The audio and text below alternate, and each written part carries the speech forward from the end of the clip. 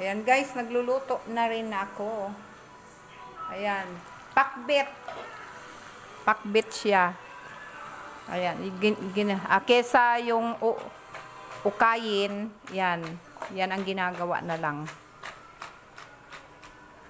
Yan. Na hindi siya madurog.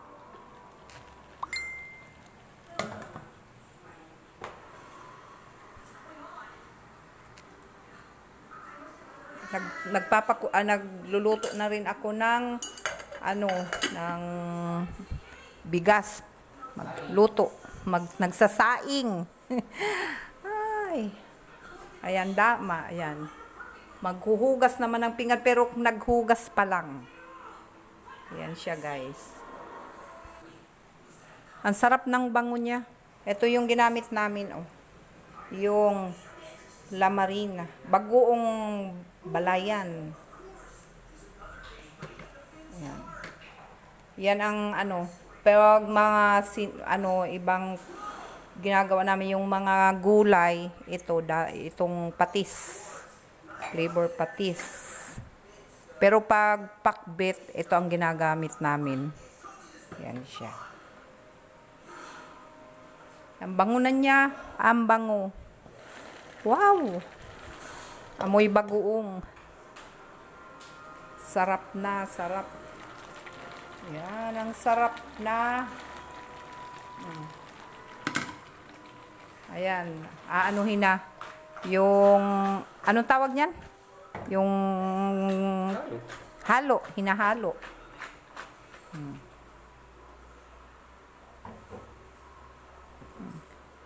Kasi baka madurog. Ayan, titimplahan na.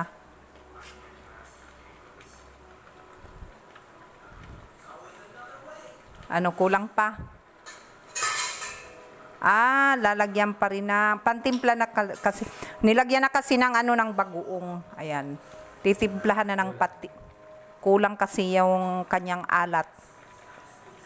Kaya titimplahan ng konti.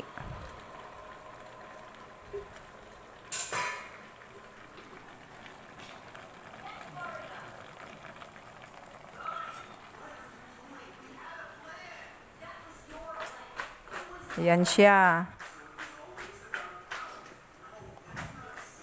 Dito nga kami sa Bicol, pero ang ginagawa ay pang Ilocano na recipe din, pakbet. Kasi sa amin doon sa part man ng lugar namin, ang pakbet sa amin ay ginigisa. Hindi katulad sa mga part Ilocano. Ganito. Ayan. Wow, ang bango. Ang bango. Bagoong lang yung kasi may natira pa kasi kaming yung adobo. Sayang naman. Kaya sabi ng anak ko, na lang yung mama, bili ka na lang kayo ng gulay pang magpakbet. Yung may kamuti. Ayan. Titikman ko. Medyo kulang pa. Pinatikman sa akin. Medyo kulang pa yung alat. Sige na.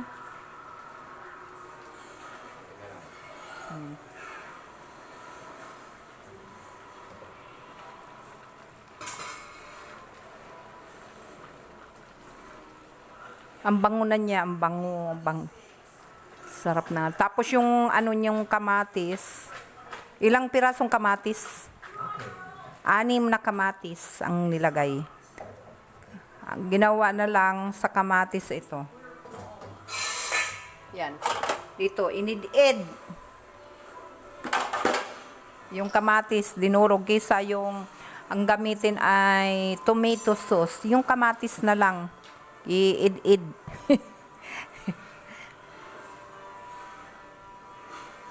Masarap na mamaya ang aming ulam.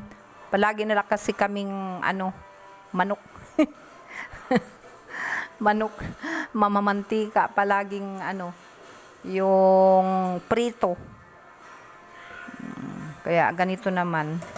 Kisa hindi kami naggamit ng kalabasa.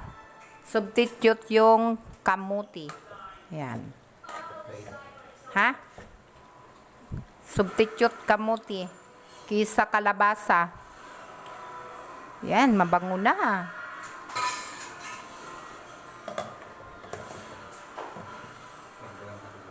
Ha? Dagdagan ng timpla? Tatimplahan mo. Oh.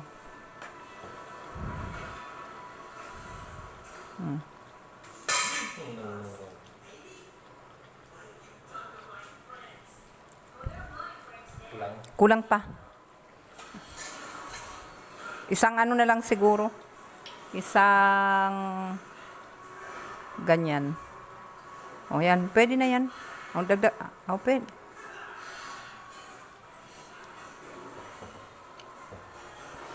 Masarap ng ang bango niya.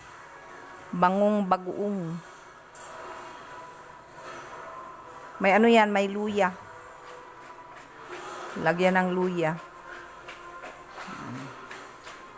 Si Mr. ang sa kusina. Kasi hindi ko naman alam yan.